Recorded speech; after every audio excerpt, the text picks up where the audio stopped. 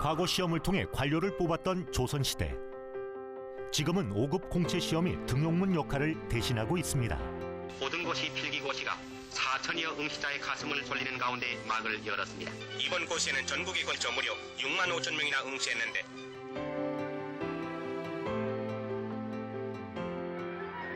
총무처가 실시한 5급 국가공무원 시험에 7만여 명이 지원해서 3,500명 모집 정원에 20대 1의 경쟁률을 나타냈으며 공무원이 된다는 것, 동네 축하 현수막을 내걸 만큼 자랑거리였습니다. 그런데 역할 자체가 개떡지 같고 보람도 없고 돈도 없고 뭐 어떻게 해야 사람이. 택가리만 하는 문제, 똑똑한 사람들이 만드는 어떤 그 지옥도의 모습. 높은 경쟁률을 뚫고 공직의 길에 들어섰지만 2023년 관직을 버리고 로스쿨로 떠나거나 사기업으로 이직한 사무관만 500여 명. 과거 영광은 사라진 지 오래입니다. 5급 공무원과 외교관의 공채 경쟁률도 매년 하락세를 면치 못하는데 공무원을 탈출시키는 수밖에 없는, 쫓아낸다고 보는 거죠. 야, 이탈 하지 말고 여기서 네 평생을 걸어라 얘기를 못하겠다. 청운의 꿈을 안고 공직자가 됐던 그들에겐 도대체 무슨 일이 있었던 걸까요?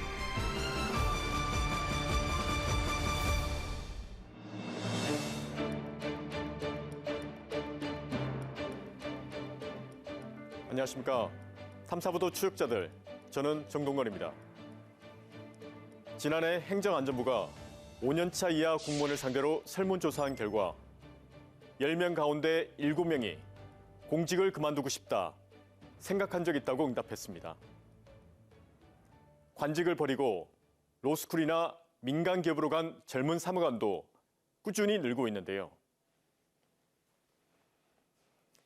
그래서인지 관과에선 성적이 좋아야 갈 수 있었던 주요 경제부처가 요즘 신입 사무관들에겐 기피 대상으로 전락했다는 자조 섞인 푸념까지 나옵니다.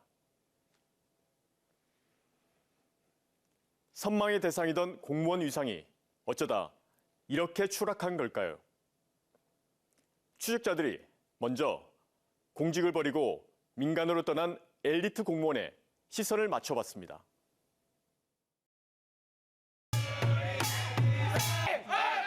인생을 살면서 넘어야 할 수많은 관문 중 첫 번째라 불리는 대학 수학 능력 시험. 맞춘 정답의 개수에 따라 당락과 우열이 갈리는 운명의 그날.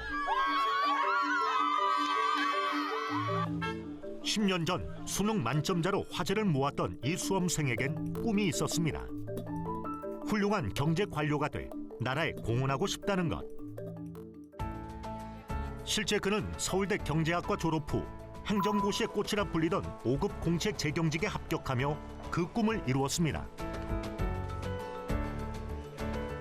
하지만 임용 3년 만에 돌연 사표를 제출했는데 엘리트 코스를 밟으며 경제 관료를 꿈꿨던 그가 3년 만에 공직을 박차고 나간 이유는 뭘까? 해당 사무관이 현재 몸담고 있는 곳을 수소문에 찾아가 봤습니다. 서울의 한 사립대학 로스쿨이었습니다. 어렵게 그와 연락이 닿았는데 행정고시까지 치셨는데 로스쿨로 진학하신 이유가 좀 궁금해서 그거 좀 듣고 싶어서요. 제 의견이 뭔가 다른 사람들을 대표하게 될 수도 있을 것 같아서 좀 조심스럽긴 합니다. 아무튼 이렇게 전화로 말씀드릴 내용은 아닌 것 같아서요. 인터뷰 요청에 주저하던 그는 문자 메시지를 보내왔습니다. 자신의 의견이 후배들에게 부정적인 영향을 줄 수 있으니 인터뷰에 응하기 어렵다는 것.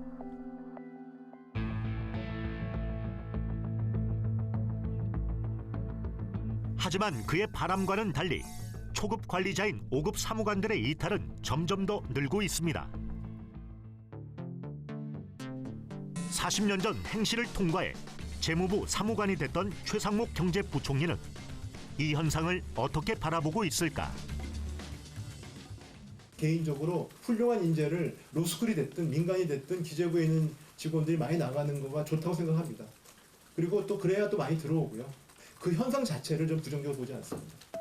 최 부총리는 관료의 민간 이직 자체를 나쁠 게 없다고 했지만 최근 엘리트 공무원들의 이탈 양상이 과거와는 사뭇 다르다는 평가도 나옵니다. 해시 출신들 같은 경우 특히 우리가 가장 선호하는 기재부 뭐 이런 초엘리트 그룹들의 이탈도 러시가 되고 있는데 대형 로펌에서 이런 공공 업무에 관한 경험을 굉장히 가치 있게 쳐줍니다. 요즘은 약간 그 똑똑한 엘리트 그룹일수록 공직을 다음 나의 스텝을 위한 브릿지의 경영으로 보는 그 트렌드도 있어요. 다른 대기업, 뭐 민간 기업을 가거나 아니면 로펌으로 가거나 아니면 외국계 회사를 가기 위한 경력, 커리어를 쌓는 브릿지 정도로 보는 거죠. 공무원을 대기업과 로펌에 가기 위한 하나의 경력으로 여기고 있다는 겁니다. 최근 인재들이 모였다는 기재부에서 5급 사무관 10여 명이 무더기로 사표를 제출했습니다.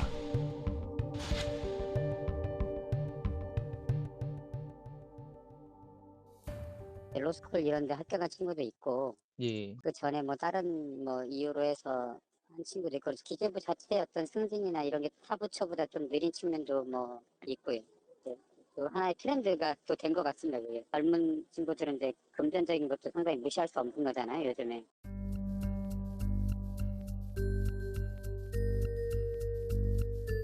대기업에 비해 상대적으로 적은 연봉과 과장급으로 진급하기까지 짧게는 12년, 길게는 15년이 걸리는 인사적체를 원인으로 꼽았습니다. 공직을 떠나 새 직업을 찾은 사람들은 지금 어떻게 살고 있을까? 지난 총선, 국민의힘에서 경제 분야 총선 인재로 영입돼 국회에 입성한 박수민 의원. 그는 기재부 에이스로 승승장구하다 2012년 돌연 사직서를 던졌습니다. 잘 나가던 기재부 박수민 국장이 왜 나왔겠어요? 나가라는 사람도 없었는데. 왜 나오셨어요? 역할 자체가 개떡지 같고 애 태어나는데 돈은 없고 이걸 버려야 다른 걸 얻을 수 있잖아요.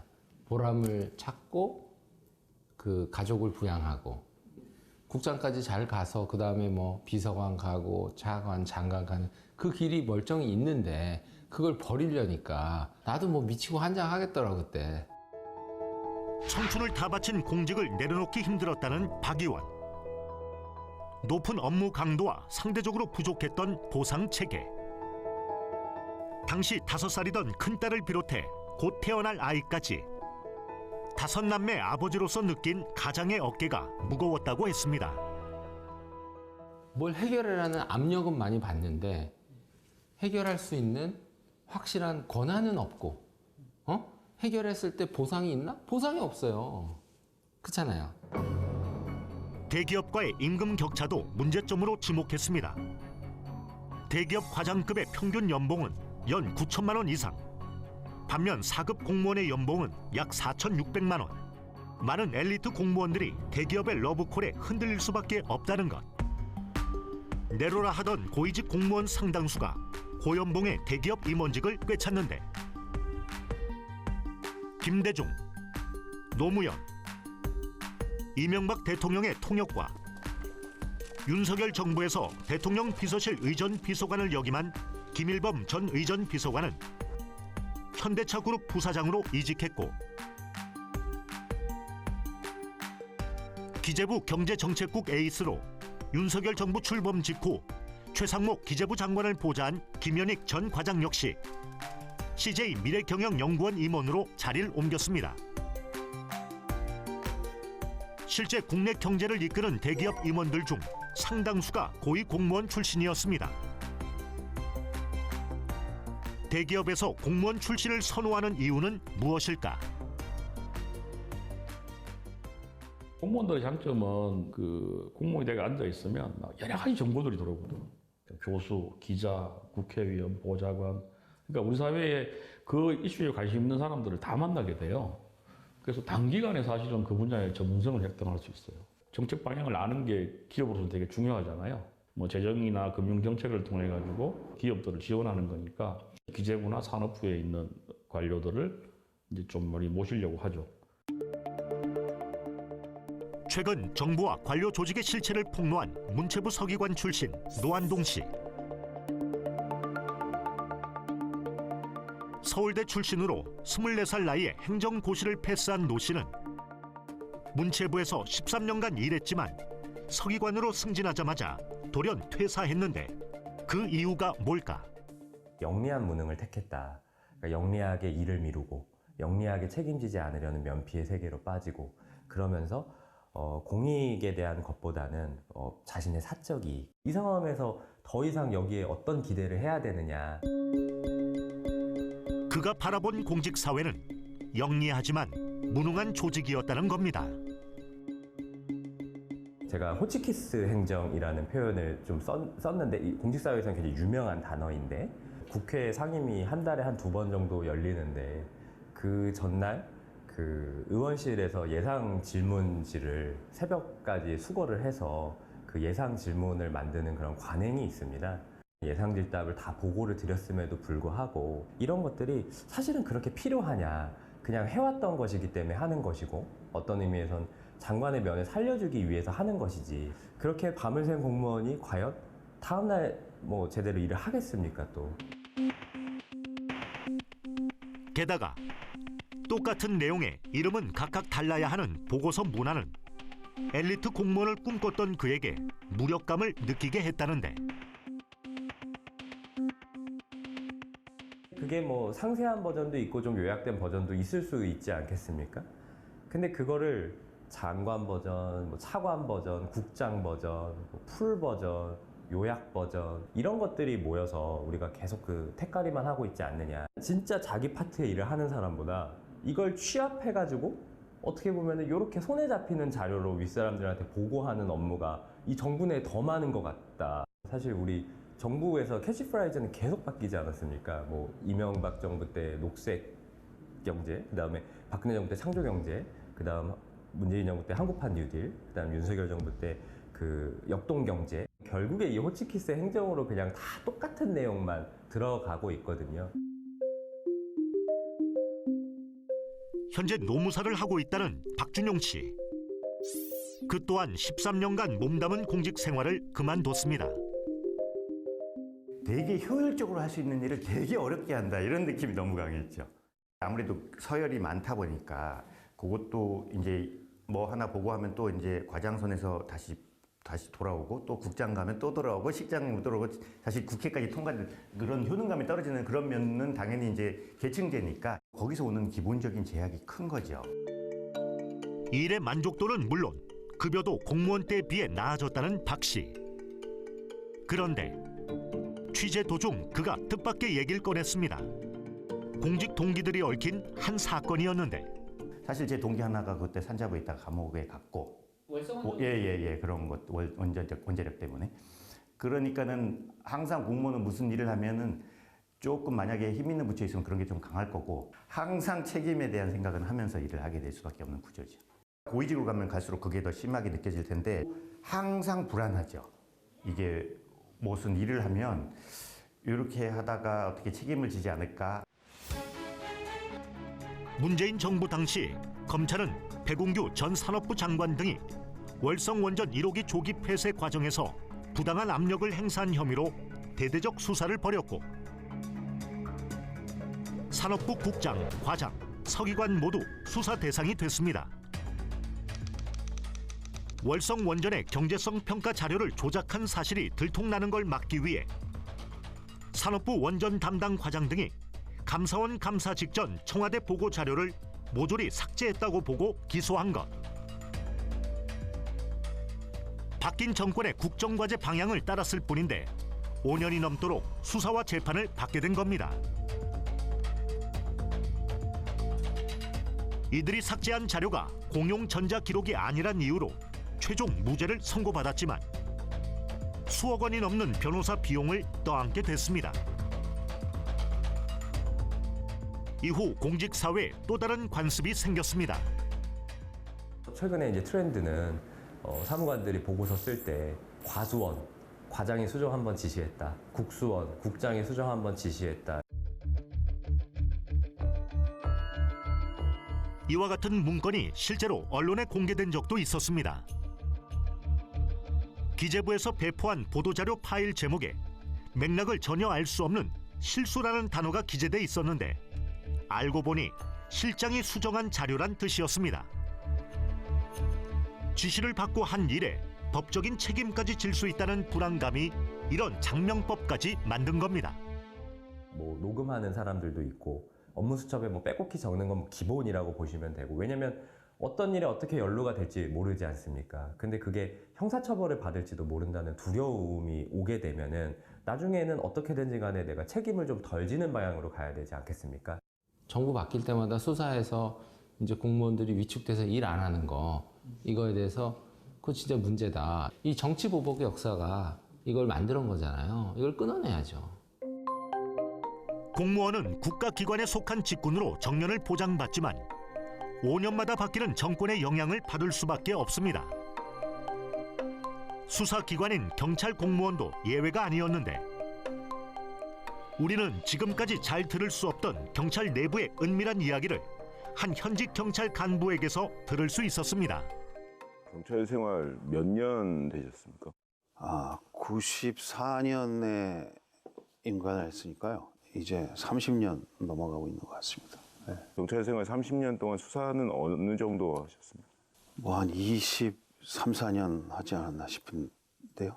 비수사 부서로 강제로 옮겨진 거라고 보면 되는 건가요? 일처리를 한 것뿐인데 이제 윗사람들이 보시기에는 좀 못마땅한 면이 있어서 비수사 부서로 옮겨지고 그랬던 일이 있었다고 보시면 됩니다. 30년 경찰 생활을 하며 수사통으로 활약했던 강일구 총경. 사실 그는 우리가 잘 아는 사건의 수사팀장이었습니다. 한 말씀만 해주세요. 그 사건을 거의 시작하자마자 그 사건을 시작할 수 있게 해주셨던 지휘부를 싹 바꿔버렸으니까요. 그거는 수사를 하는 사람들은 대단한 압박이죠. 나도 갑자기 발령이 날 수 있겠구나. 2013년 충격적인 영상으로 세상을 뒤흔든 김학의 전 차관의 별장 성접대 의혹 사건. 하지만 수사 시작부터 지휘부는 물갈이 됐고 수사 내내 예상치 못한 난항을 겪었다는데, 김학의로 추정되는 인물이 나왔었고 경찰에서 다시 한번 화질 부분도 개선 작업을 해서 또다시 제출을 한 걸로 알고 있습니다. 검찰 입장에서는 검찰을 그런 사안으로 그렇게 검찰이 형사처벌을 받게 되는 사례가 그전에는 없었기 때문에 굉장히 곤란했었던 것 같고요. 그 사건 같은 경우는 검찰이 계속 필요한 영장을 반려하고 기각하고 그랬었죠. 영장을 둘러싼 검찰과 경찰 간의 신경전속. 당시 김 전 차관을 접대했다는 여성들의 주장이 언론에 먼저 공개되기도 했습니다. 그 동영상을 보면은 김 씨의 얼굴이 나오는데 그런 거를 이렇게 비춰봐서 보면은 얼굴 그 모양은 비슷하게 알죠. 왜 모르겠어요. 김학의 씨를 본 적은 있으시죠? 아니 그분 얼굴은 본 적은 있어요. 저도. 예, 그러니까 별장에서. 네, 본 적은 있어요. 수사 경찰이었던 그 역시 별장에서 김학의 전 차관을 봤다는 참고인 진술을 확보했지만 검찰의 결론은 무혐의였습니다. 이후 납득할 수 없는 인사 발령을 통보받았다는 강총경. 김학의 전 법무부 차관 사건을 한 직후에 이제 그쪽을 발령이 나는 일이 있었죠. 새로 오신 지휘부가 비수사 부서로 좀 옮겼으면 좋겠다 하는 의사를 얘기를 하셨고, 그걸 담당했던 사람은 그 자리에 계속 있으면서 수사를 하는 것을 그냥 두기가 아마 좀 불편했던 것 같습니다. 그렇다면 윗선의 그런 수사, 윗선의 외압 이런 게 존재를 한다고 봐야 되는 거지요. 항상 외압이라는 것이 있습니다. 크고 예민한 사건인 경우에는 그게 강하고 굉장히 힘들게 압박이 오는 거고요. 수사의 외압은 늘 있다고 보시면 됩니다. 이후 서울경찰청 반부패 수사대장 등 다시 요직에 올랐지만 현재 그의 직함은 112 상황팀장. 어떻게 된 일일까? 분류를 해버린 거죠. 아, 쟤는 저쪽이구나. 이런 분류를 해버리는 느낌이 들죠. 저는 그냥 원칙대로 수사를 해야 될 거를 만났고 그걸 원칙대로 끝까지 했을 뿐인데, 그 상실감도 굉장히 크죠. 예, 굉장히 크죠. 만약 그런 사유로 비경과 부서로 갔다고 하면 굉장히 크죠. 주변에는 또 신호가 되죠. 함부로 나대지 마라. 수사 함부로 하면 너네 또 다친다. 이런 신호를 주는 거죠. 되는 거죠.